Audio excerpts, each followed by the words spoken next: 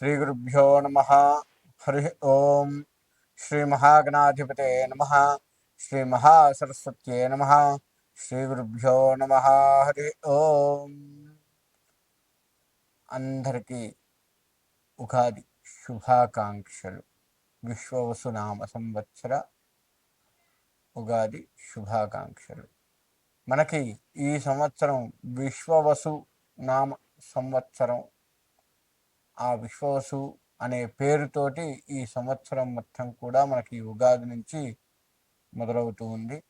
మనము ఏ సంకల్పం చెప్పుకోవాలన్నా, ఏ పూజ చేయాలి అన్నా ఇప్పటి వరకు చెప్పిన పేరు కాకుండా విశ్వవసు అని ఈ సంవత్సరం పేరుతో సంకల్పం చెప్పుకుంటూ మనం చేసే ప్రతి పూజ, ప్రతి హోమము, యాగాలు, కళ్యాణాలు ఇటువంటివన్నీ కూడాను చేసుకోవాల్సి వస్తుంది. అయితే ఇక ఇప్పటి వరకు మనకి ఉన్న ఆలోచనలు ఏంటంటే ప్రతి సంవత్సరము కూడాను మనకు మంచి జరుగుతూ ఉంటుంది అని అనుకుంటున్నాము. కానీ ఎప్పటికప్పుడు ఏదో ఒక కష్టం వస్తూ ఉంది. కానీ ఈ ఉగాది నుంచి మనకి ఇంకా మంచి జరుగుతుందా, ఎట్లా ఉంటుంది అసలు మన పరిస్థితి అన్న విషయాన్ని మనం ఆలోచించుకుంటూ ఉంటే, ఈ ఉగాది పంచాంగము అంటే ఆదాయము, వ్యయము, అంటే మనం సంపాదించేదెంత, మనకు ఖర్చు అయ్యేదెంత. రాజ్యపూజ్యము, అవమానము. అంటే రాజ్యపూజ్యము అంటే మనల్ని సంఘంలో మనకి ఎంత పేరు ఉంటుంది, అవమానాలు ఇదే సంఘంలో మనకి ఎంతమంది వ్యతిరేకంగా ఉంటారు, ఎన్ని ఇబ్బందులు వస్తూ ఉంటాయి, ఎవరు ఏ మాటలు అంటూ ఉంటారు, ఆ మాటల వల్ల మనకు కలిగే నష్టాలు ఏమిటి, ఇటువంటివన్నీ కూడాను ఆలోచించుకోవాల్సి వస్తుంది. ఇక్కడ ఆదాయ వ్యయము అనేది ఆలోచిస్తే, మనం ఉదాహరణకి ఓ 10 రూపాయలు సంపాదిస్తే 5 రూపాయలు ఖర్చు అవుతున్నాయి అంటే మిగతా 5 రూపాయలు మిగులుతున్నట్టేగా అని అనుకుంటాం. ఆ 5 రూపాయలని మిగులుతున్నాయి, కానీ వాటిని ఎంత జాగ్రత్తగా మనం ఖర్చు పెట్టుకోవాలి అనేది ఆలోచించుకోవాలి. ఒకవేళ ఆదాయం 5 రూపాయలు, ఖర్చు 10 రూపాయలు ఉంది అంటే ఇంకా 5 రూపాయలు అదనంగా ఖర్చు చేయాలి, అప్పులు తేవాల్సి వస్తుంది అని చెప్పేసి కూడా మనం ఆలోచిస్తూ ఉంటాము. ఇక్కడ మనం ఆలోచించాల్సింది అంటే ఈ 5 రూపాయలు, వచ్చిన 5 రూపాయల్లో ఏది ముఖ్యము, మనం దేనికి ఖర్చు పెట్టాలి, దేనికి ఖర్చు పెట్టకూడదు, అలా అనవసరపు ఖర్చులు మనకి ఇంకా ఏమైనా వస్తున్నాయా అనేది ఆలోచించుకుంటూ, ఆ అనవసరపు ఖర్చులు ఏవైతే ఉంటాయో వాటిని అసలు ఖర్చు పెట్టకుండా, లేదు కొంత భాగం మాత్రమైనా ఖర్చు పెట్టుకొని, తప్పదు అనుకున్నవి కొంత భాగాన్ని ఖర్చు పెట్టుకొని మిగతా కొంత భాగాన్ని మనం అత్యవసర పరిస్థితుల్లో ఆ ఖర్చుని పెట్టుకోవాలి. ఈ విధంగా ఆలోచిస్తూ ఉండాలి.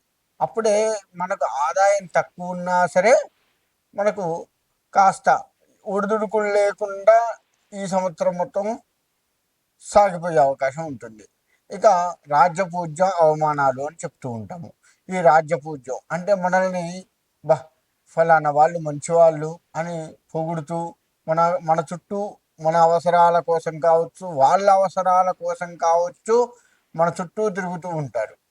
అలా తిరిగి మనల్ని పొగుడుతూ వా వాళ్ళ అవసరాలు మొత్తం కూడా మనతో తీర్చుకుంటూ ఉండే పరిస్థితులు కూడా కనపడుతూ ఉంటాయి.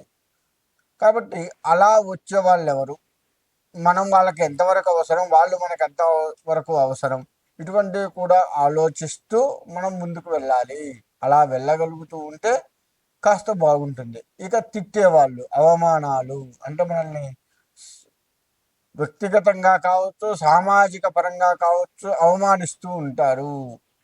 ఫలానా వాళ్ళకి ఎంత చేసినా ఇంతే, వాళ్ళకి చెయ్యొద్దు అని మన మీద చెప్పటము, మన మీద అనవసరపు నిందలు వేయడము, ఈ చేసి మనకున్నటువంటి పేరుని వాళ్ళు తీసివేయటానికి ప్రయత్నం చేస్తూ ఉంటారు. తగ్గించడానికి కానీ, అసలు లేకుండా ఆ పేరు లేకుండా చేయటానికి కానీ చేస్తూ ఉంటారు. అది చిన్న వృత్తుల దగ్గర నుంచి అతి పెద్ద వ్యాపారస్తులు, పెద్ద పెద్ద వృత్తులు చేసేటువంటి వారు, చిన్న వ్యాపారస్తులు కావచ్చు, పెద్ద వ్యాపారస్తులు కావచ్చు, చిన్న చేతి వృత్తులు చేసేవారు కావచ్చు, పెద్ద చేతి వృత్తులు చేసేవారు కావచ్చు, ఎవరైనా సరే వాళ్ళందరికీ ఇది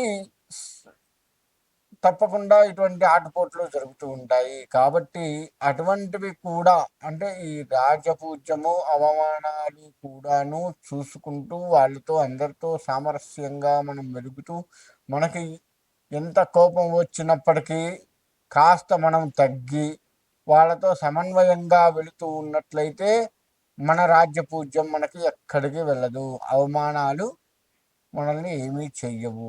ఈ విధమైన పరిస్థితుల్ని ఆలోచిస్తూ కనుక మనకు ముందుకు పోగలుగుతూ ఉన్నట్లయితే ఈ సంవత్సరం చాలా చాలా చాలా బాగుంటుంది అని చెప్పుకోవచ్చు. కాబట్టి ఎవరికైతే రాజ్యపూజ్యం ఎక్కువ ఉండి అవమానాలు తక్కువ ఉంటే వాళ్ళు ఇంకా మంచిగా ముందుకు వెళ్ళటానికి ప్రయత్నం చేయండి. రాజ్యపూజ్యం తక్కువ ఉండి అవమానాలు ఎక్కువ ఉంటే అందరితో సమన్వయంగా ఓపికగా ఉంటూ ముందుకు వెళ్ళే ప్రయత్నం చేయండి.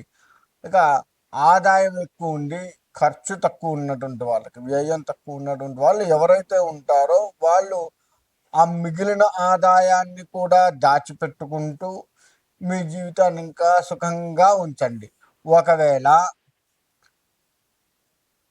ఈ యొక్క ఆదాయం తక్కువ ఉండి ఖర్చు ఎక్కువ ఉన్నటువంటి వాళ్ళు ఎవరైతే ఉన్నారో ఆ ఖర్చు ఎక్కడ మనకు తేడా వస్తుంది, ఏది అనవసరంగా పెడుతున్నామో అని ఆలోచిస్తూ ఆ ఖర్చుని తగ్గిస్తూ మనం కనుక ముందుకు వెళ్తూ ఉన్నట్లయితే తప్పకుండా బాగుంటుంది.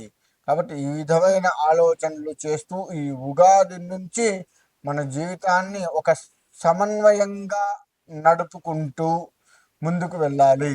ఆ విధంగా వెళ్ళగలుగుతూ ఉన్నట్లయితే ఈ ఉగాదే కాదు ఏ ఉగాది అయినా మనకు ఎన్ని కష్టములు వచ్చినా ఏమీ కాదు. కాబట్టి ఇప్పుడు నేను చెప్పిన ఈ జాగ్రత్తలు తీసుకుంటూ చక్కగా ఉండాలి. ఆరోగ్య పరిస్థితులు కూడా ఈసారి కొంత ఒడిదుడుకులు ఉండే అవకాశం ఉంటుంది. కాబట్టి దాన్ని కూడా అందరం ఆలోచించుకుంటూ మనం ముందుకు వెళ్ళి సరైన సమయానికి భోజనం చేస్తూ సరైన నిద్రపోతూ చక్కగా ఉండగలుగుతూ ఉన్నట్లయితే మన ఆరోగ్యం పట్ల కాస్త శ్రద్ధ వహిస్తూ ఉన్నట్లయితే తప్పకుండా మన ఆరోగ్యం కూడా మెరుగుపడే అవకాశం ఉంటుంది. ఇటువంటి ఖర్చులు అనుకోని ఖర్చులు ఆరోగ్యం పరంగానే వస్తూ ఉంటాయి. కాబట్టి దాన్ని కూడా ఆలోచిస్తూ మన ఈ సంవత్సరాన్ని ముందుకు తీసుకువెళ్తూ ఉండాలి. ఈ విధంగా ఎవరైతే చేస్తారో వాళ్ళకి చక్కటి ఈ సంవత్సరంలో స్వామివారి యొక్క భగవంతుడి అనుగ్రహం ఖచ్చితంగా కలుగుతూ ఉంటుంది. ముఖ్యంగా దైవాలని నమ్మేటప్పుడు ఇష్టదైవము, కులదైవము, గ్రామదైవం ఇలా 3 ఉంటాయి. ఇష్టదైవం ఎవరికి వాళ్ళకు ఉంటుంది, కులదైవం ఎవరి కులాలకు వాళ్ళకు ఆ దైవం ఉంటుంది, గ్రామ దేవత ఏ గ్రామంలో ఉన్న వారికి ఆ గ్రామ దేవత ఉంటుంది. ఈ ముగ్గురి ఆశీర్వచనాలు తీసుకుంటూ ఉండాలి. ఆ విధంగా మనం ఏది చేసినా సరే ఉంటూ ఉన్నట్లయితే మన జీవితం సరళంగా సాగిపోతూ ఉండే అవకాశం ఉంటుంది. ఆ విధంగా చేస్తూ ఉండండి. మీనరాశి మీనరాశి వారి యొక్క ఆదాయ వ్యయములు, రాజ్యపూజ అవమానాలు ఏ విధంగా ఉన్నాయ్యా అంటే మీనరాశి వారికి ఆదాయం 5, ఖర్చు 5, వ్యయము కూడా 5. ఇక రాజ్యపూజ్యం 3, అవమానాలు 11 ఈ విధంగా కనపడుతూ ఉంది. కాబట్టి ఈ రాశి వారికి అవమానాలు ఎక్కువగా ఉన్నాయి. కాబట్టి ఈ రాశివారు ఎట్టి పరిస్థితుల్లో జాగ్రత్త వహించాలి. మీకు సంపాదన కూడా అంతంత మాత్రంగా కనపడుతూ ఉంది. వచ్చినట్టుగా ఖర్చు పెట్టే స్థితి మీకు ఉంది. కాబట్టి జాగ్రత్త వహించండి. ముఖ్యంగా వ్యవసాయ రంగం వారు, ఈ మీనరాశి వారు ఎవరైతే వ్యవసాయ రంగంలో ఉన్నారో వారు పొద్దున్నే పొలానికి వెళ్తున్న దగ్గర నుంచి అంటే పొలం పనులు ఇంకా మొదలు పెడుతున్నాము అంటే నీళ్లు పెట్టి దున్నటము, నాట్లు వేయడం ఇలా ప్రతిదీ కూడా మీ యొక్క కులదైవం ఏదైతే ఉందో ఆ కులదైవాన్ని నమ్ముతూ పొలం పనులు చెయ్యండి. ఒకరికి ముత్యాలమ్మ ఉండొచ్చు, ఒకరికి వెంకటేశ్వర స్వామి ఉండొచ్చు, ఇంకొకరికి ఇంకొక దేవత ఉండొచ్చు. ఏ దేవత ఉన్నప్పటికీ ఆ దేవత నామస్మరణ చేస్తూ పొలం పనులు ప్రతిరోజు కూడాను ఆ యొక్క దేవతా నామస్మరణ ఖచ్చితంగా చేయండి వ్యవసాయ రంగం వారు. ఇలా గనక ఎవరైతే వ్యవసాయం చేస్తూ ఉంటారో ఆ వ్యవసాయంలో ఆ దేవత అనుగ్రహం కలిగి చక్కటి పంట పండి ఆ పంట మీరు అమ్ముకొని ఆ పంట ఎవరైతే తింటారో వారికి కూడాను ఆ భగవత్ అనుగ్రహం కలిగి ఆ పుణ్యం కూడా మీ ఖాతాలో పడుతుంది. అందుకని ఈ విధంగా వ్యవసాయం చేసేటువంటి వారు ఈ విధంగా చేయండి, తప్పకుండా మంచి జరుగుతూ ఉంది. ఇక విద్యార్థులు కష్టపడి చదవవలసిందే. మీకు ఎక్కువగా జ్ఞాపక శక్తి నశించే అవకాశం కనపడుతూ ఉంది. తద్వారా అవమానాలు ఎక్కువగా ఉంటాయి.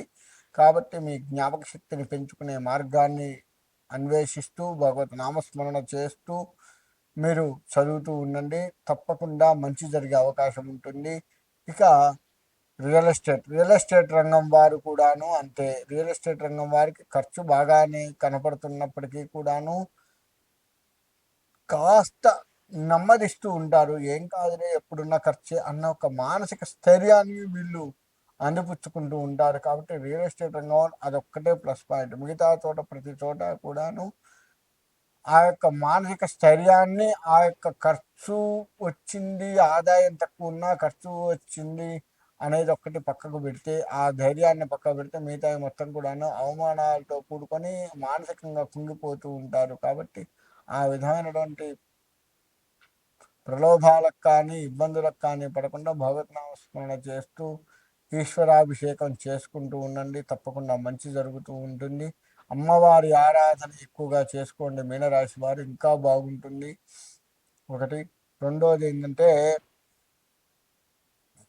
ఇక రాజకీయ రంగం విషయానికి వస్తే వీళ్ళకి ఉన్న అవమానాలు ఇంకా ఎవరికీ ఉండవు.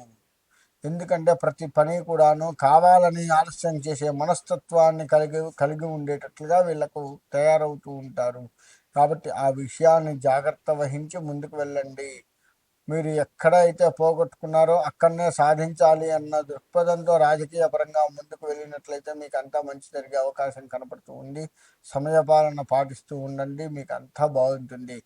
ఈ విధంగా కనుక చేసుకున్నట్లయితే అంతా బాగుంటుంది. ముఖ్యంగా అన్ని రాశుల వారికి, వ్యవసాయ రంగం వారికి, అన్ని రాశుల్లో ఉన్నటువంటి వ్యవసాయం చేస్తున్న వారికి నేను ఇచ్చే సూచన ఒక్కటే. మీరు వ్యవసాయ పనులలో వెళ్తూ ఉన్నప్పుడు ఆ వ్యవసాయ రంగంలో మొట్టమొదటగా మనం చేసే పని దున్నటం కదా. దున్ని దానికి కాస్త పాదులు చేసి పొలం మొదలు పెడతాం కదా. నీరు పోసుకొని నాట్లు వేసి ఈ విధంగా చేస్తూ ఉంటాం కదా దానికి సంబంధించి. అలా మొట్టమొదటి నుంచి మనకు 2 కార్లు పంట వస్తే 2 కార్లు, 1 కారు పంట వస్తే 1 కారు, ఎంతైనా సరే ఆ వ్యవసాయ పనులు మొదలుపెట్టే దగ్గర నుంచి చివరి వరకు కూడా మీ మీ కులదైవాల్ని కనుక నమ్ముతూ కులదైవ నామస్మరణ చేస్తూ ముత్యాలమ్మ, పోలేరమ్మ, ఇంకా వెంకటేశ్వర స్వామి, ఏ దైవం అయినా కావచ్చు, స్వామివారు, అమ్మవారు, ఆ కులదైవాన్ని నామస్మరణ కులదైవ నామస్మరణ పదే పదే చేసుకుంటూ కనుక ముందుకు వెళ్ళగలిగినట్లయితే వ్యవసాయ రంగం వారికి ఈ యొక్క సూచన గట్టిగా ఇస్తున్నాను. ఖచ్చితంగా వ్యవసాయం పట్ల మీకు మంచి మంచి ఆదాయం ఉండి చక్కగా ముందుకు వెళ్తారు. మీరు అలా భగవత్ నామస్మరణ చేస్తూ పండించిన పంట ఎవరైతే మనం అమ్మేసుకున్నా మంది కాదు కదా అనుకుంటాం, కానీ ఆ భగవత్ శక్తి మీతో కాకుండా ఆ అమ్మిన వారి దగ్గరికి కూడా వెళ్ళి అది ఎవరైతే మీరు పండించిన పంటని చక్కగా ఆస్వాదిస్తూ తింటారో వారికి చక్కటి ఆరోగ్యాన్ని అందించి చక్కగా మానసిక స్థైర్యాన్ని అందించినటువంటి పుణ్యం ఈ వ్యవసాయదారులకు వస్తుంది. కాబట్టి వ్యవసాయదారులు ఎట్టి పరిస్థితుల్లో కూడా ఈ సంవత్సరం మొత్తం కూడాను భగవత్ నామస్మరణ మీ కులదైవాల్ని నమ్ముకుంటూ కులదైవ నామస్మరణ చేస్తూ వ్యవసాయాన్ని మొదలుపెట్టి ముగిస్తూ ఉండండి.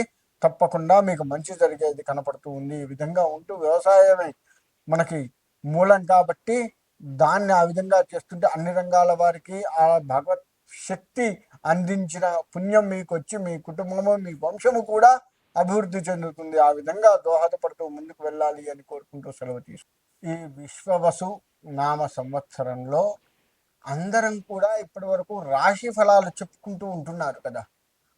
మీరు ఏ ఛానల్ తీసుకున్నప్పటికీ కూడాను దాంట్లో ముఖ్యంగా రాశి ఫలాలు బాగా చెప్తూ ఉన్నారు.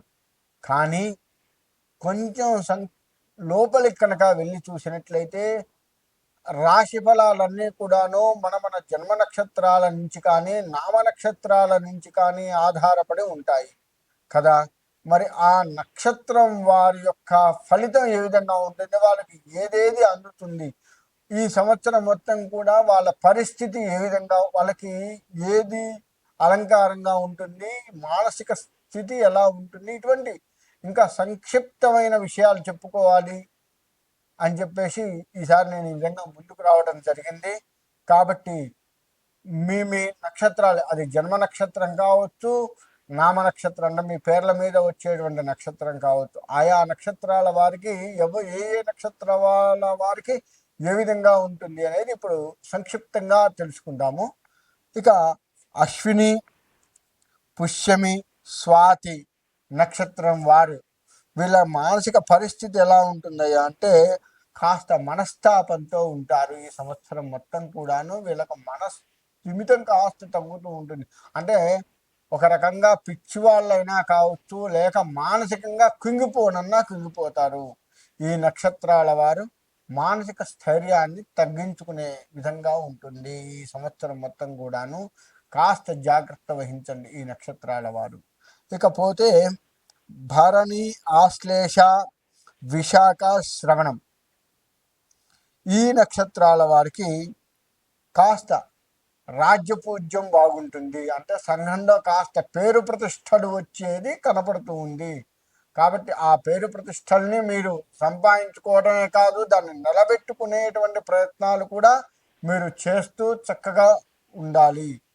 ఇకపోతే కృత్తిక, మఖ, అనురాధ, ధనిష్ట ఈ నక్షత్రం వాళ్ళకి ఈ సంవత్సరం మొత్తం కూడా ఎట్లా ఉంటుందంటే యుద్ధ భయం ఉంటుంది. అంటే వీళ్ళ మీద ఏదో ఒక పన్నాగాలు పన్నుతూ వీళ్ళని ఎప్పుడు ఎట్లా నాశనం చేయాలా, వీళ్ళని ఎక్కడ కుంగదీస్తూ ఉండాలా, వీళ్ళు ఎదగకుండా ఎలా చేయాలి అనే వారు బాగా ఉంటూ ఉంటారు. కాబట్టి ఈ నక్షత్రాల వారు శత్రువుల విషయంలో జాగ్రత్త వహిస్తూ ముందుకు వెళ్ళడం మంచిది. అంటే మన పనులు మనం చేస్తూ ఆ పని చుట్టూ ఎవరెవరు శత్రువులు ఉన్నారు ఏంటి చూసుకుంటూ ముందుకు వెళ్ళి ఆ శత్రువుల మీద మనం జయాన్ని కలిగేటట్లుగా చేసుకోవాలి. కాబట్టి శత్రు భయం ఉంది కాబట్టి కాస్త జాగ్రత్త వహించండి. అంటే మీ మీద ఒక రకంగా యుద్ధమే చేస్తూ ఉంటారు వారు అని చెప్పడం నాది. ఈ విధంగా ఉంటారు కాబట్టి కాస్త జాగ్రత్త వహించండి. ఇకపోతే రోహిణి, పుబ్బ, జ్యేష్ఠ, శతభిషం ఈ నక్షత్రాల వారికి అలంకరణ ప్రాప్తి బాగా ఉంటుంది. అంటే వీరు ఏదో ఒక బంగారపు వస్తువు, వజ్రాల వస్తువులు, ఏవో ఒక వస్తువు కొని బాగా అలంకరించుకొని ఉంటారు. వారి దగ్గర బాగున్నాయి రా, బంగారం ఉంది, మంచిగా ఉన్నారు అని కాస్త అలంకరణ మీ మీద కనబడేటువంటి వస్తువులను మీరు సంపాదించుకుంటూ కాస్త పేరు తెచ్చుకుంటూ ఉంటారు. అంతవరకే ఆ పేరు గుర్తుపెట్టుకోండి. అంటే అలంకరణ ప్రియులుగా ఉంటారు కాబట్టి మీరు ఆ బంగారం విషయంలో అంటే ఆభరణాలు ఎక్కువగా సంపాదించుకుంటుంటారు. కాస్త నరదృష్టి కూడా ఉంటుంది, జాగ్రత్త వహించండి. ఇకపోతే మృగశిర, ఉత్తర ఫల్గుని అంటే ఉత్తర, మూల, పూర్వభాద్ర ఈ నక్షత్రం వాళ్ళకి రోగ భయం ఉంటుంది. కాస్త రోగాలు ఎక్కువగా ఉండే బీపీ, షుగరు, ఇతరత్ర వేరే రోగాలు కూడా వచ్చే అవకాశం ఉంటుంది.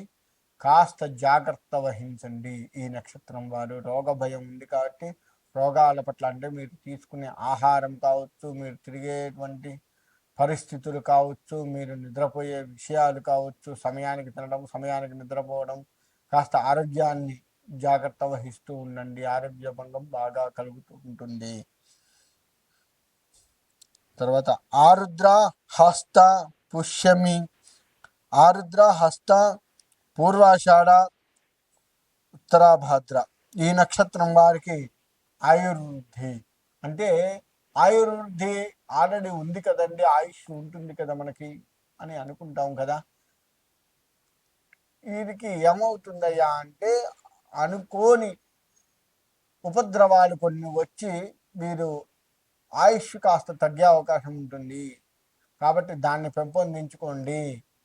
శివాభిషేకం ఎక్కువగా చెయ్యండి. యాక్సిడెంట్లు ఇటువంటివి కాకుండా కాస్త బాగుండి ఆయుష్ని ఇంకా పెంచుకుంటారు. అంటే ఆయుష్ మీద ఎటువంటి ఇబ్బంది లేకుండా, యాక్సిడెంట్ ఇటువంటి కాకుండా ఉండటానికి దోహదపడుతుంది. ఇంకా ఈ అభిషేకాలు ఇవన్నీ చేసుకోవడం వల్ల ఏంటంటే ఆయుష్ని స్థిరపరచుకున్న వాళ్ళు అవుతారు. అది ఎట్లాగో అభివృద్ధి ఉంటుంది, దాన్ని స్థిరపరచుకునేది కూడా మన చేతుల్లో ఉంది. కాబట్టి జాగ్రత్త వహించండి. పునర్వసు, చిత్త, ఉత్తరాషాఢ, రేవతి ఈ నక్షత్రం వారికి అర్ధలాభం. ఏ పని చేసినా సగం సగం లాభమే వస్తూ ఉంటుంది. అంటే పూర్తిగా మంచి లాభాలు రావాలి అని మనం కలలు కంటాం, కానీ ఆ లాభం సగమే వస్తుంది. కాబట్టి జాగ్రత్త వహించండి. ఆ లాభం బాగా రావాలి అంటే కాస్త మిగతా సగం లాభం వచ్చింది, మిగతా సగం లాస్ అవుతున్నాం కదా. మరి మిగతా సగం కూడా మనకు రావాలి అంటే ఏం చేయాలి అంటే పీఠాధిపతి దర్శనం, అంతేకాకుండా ఉపాసకుల దర్శనము చేస్తూ ఉండాలి. ఆల్రెడీ ఉపాసకులు అయి ఉన్నటువంటి వారు ఎవరైతే ఉంటారో, ఏ దేవతా ఉపాసన చేస్తున్నటువంటి వారు ఎవరైతే ఉంటారో వారు ఆ దేవతని ఎక్కువగా ఉపాసన చేస్తూ ఉండండి. ఇప్పుడు చేసింది సరిపోదు, ఇంకా ఎక్కువగా కనుక ఉపాసన చేసినట్లయితే మనకు ఆ మిగతా సగాన్ని వచ్చే లాభం కూడా మనకు ఆ రాణి లాభాన్ని వచ్చేట్లుగా చేసి పూర్ణ లాభాన్ని భగవంతుడు మనకు అనుగ్రహిస్తూ ఉంటాడు. భగవద్ దర్శనము, పీఠాధిపతుల దర్శనము, ఈ ఉపాసకులతో సాన్నిధ్యము వ్యవహరిస్తూ గురువుల సాన్నిధ్యాన్ని చేసుకుంటూ పెద్దలు చెప్పినట్లుగా వింటూ ఉన్నట్లయితే మిగతాది మొత్తం కూడా మనకు లాభం కలిగేది ఉంది. కాబట్టి ఈ మిగతా రాశుల వారు అంటే ఒక రకంగా చెప్పాలంటే ఇప్పుడు నేను చెప్పిన ఈ నక్షత్రాలు ఏవైతే ఉన్నాయో ఈ నక్షత్రాలన్నీ కూడాను ఏ నక్షత్రాలకి ఏమేమి చెప్పానో అవి ఆపాదించడం అంటే వారికి అది జరుగుతూ ఉంటుంది. కాబట్టి దాన్ని సమర్థవంతంగా, చెడు జరిగేది ఉంటే సమర్థవంతంగా ఎదుర్కొంటూ భగవత్ అనుగ్రహాన్ని పొందుతూ ఉండాలి. మంచి జరిగేది ఉన్నా భగవద్ అనుగ్రహంతో దాన్ని పెంపొందించుకోవాలి. ఈ విధంగా చేసినట్లయితే మంచి ఫలితాలు వస్తాయి. ఆ విధంగా ముందుకు వెళ్ళాలి అని కోరుకుంటూ సెలవు తీసుకుంటాం.